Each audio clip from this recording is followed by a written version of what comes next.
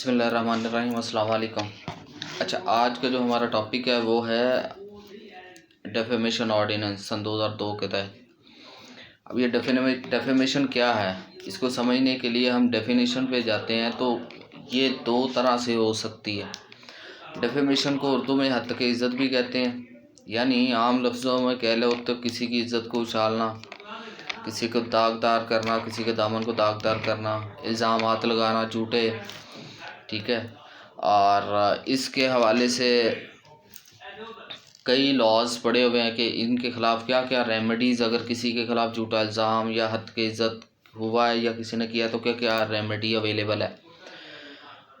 इसमें basically apart from other remedies, जैसे कि आप क्रिमिनल लॉ में जा सकते हैं, सेक्शन 499 है और उसको 500 है, तो उसमें आप FIR के लिए आप और भी आपके लिए रेमेडीज़ अवेलेबल हैं क्रिमिनल लॉ में। उसके बाद आ जाता है कि आप उसे लीगल नोटिस भेजें और उसके बाद उसे हर्जाना वसूल करें और आप सिविल कोर्ट में चले जाएं, आपके पास दूसरी रेमेडी ये है।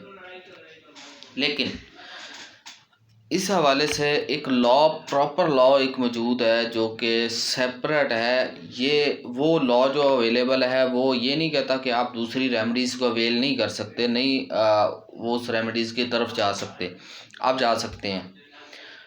लेकिन उसके साथ साथ ये लॉ भी है कि अगर यानी ये डिफेमेशन ऑर्डिनेंस सन 2002 का, अगर आपकी कोई तौहीन करता है, बेइज्जती करता है या आपके झूठे इल्ज़ामात लगाता है, तो आप इस लॉ के तहत डिस्ट्रिक्ट कोर्ट में जाएंगे, डायरेक्ट डिस्ट्रिक्ट कोर्ट में।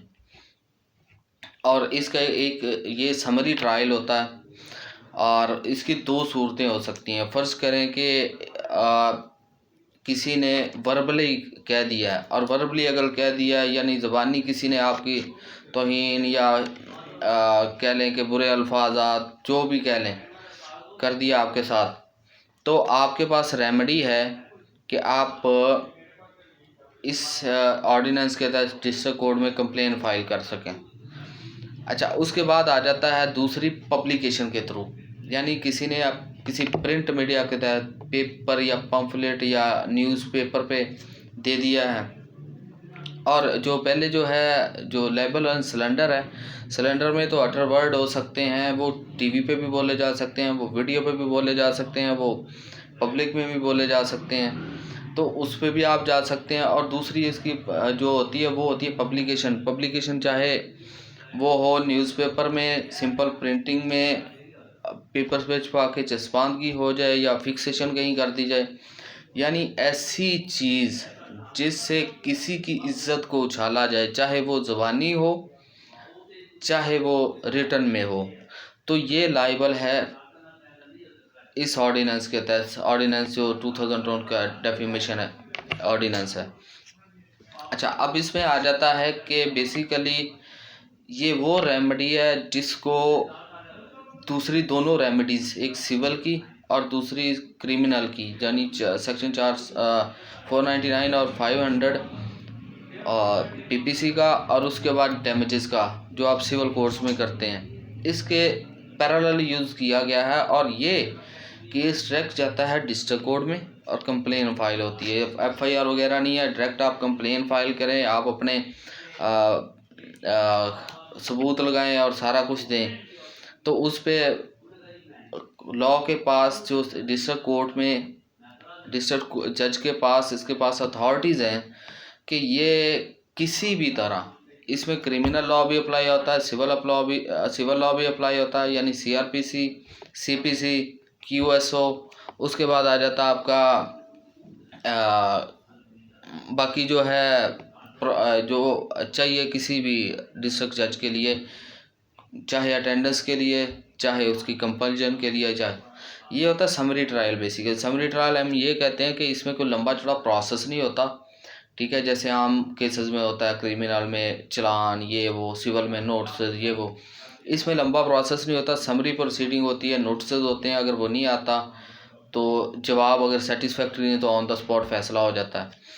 इसके अंदर बेसिकली सज़ा भी है कैद की, उसके बाद जुर्माना भी है। जुर्माना जो है वो एक तो पेट है 50,000 उस बंदे को, दूसरा वो क्या होता है कि उसे सज़ा भी 6 माह की, तीसरा उसको ये कहा जाता है कि जिस तरह इसने तौहीन की है या जिस तरह इसने यह काम किया है, पब्लिक में कहा, ज़बानी किया है, तो ये ज़बानी पब्लिक में माफ़ी मांगेगा।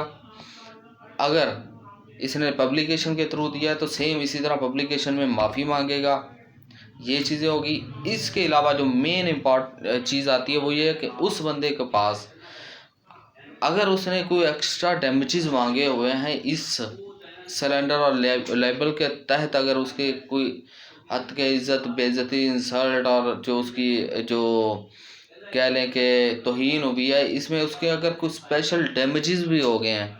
डैमेजेस का एक छोटी सी एग्जांपल ले लें कि फ़र्ज़ करें अगर एक बिजनेसमैन है और डील कर रहा है किसी बंदे से और डील उसकी अच्छी खासी चल रही है, ठीक है, और दरमियान में ये बंदा झूठा कोई इल्ज़ाम लगा के पब्लिकेशन करके, जैसे न्यूज़पेपर में कर दे, जर्नल पब्लिकेशन दे दे, पम्फलेट करके वो पब्लिश कर दे, जिसकी वजह से उसकी डील ख़राब हो जाए और उसे फाइनेंशियली लॉस हो, तो वो लॉस भी क्लियर इसमें डैमेजेस में क्लेम किया जा सकता है और वो जज उस पर कर सकता है, जज उसके भी ऑर्डर कर सकता है।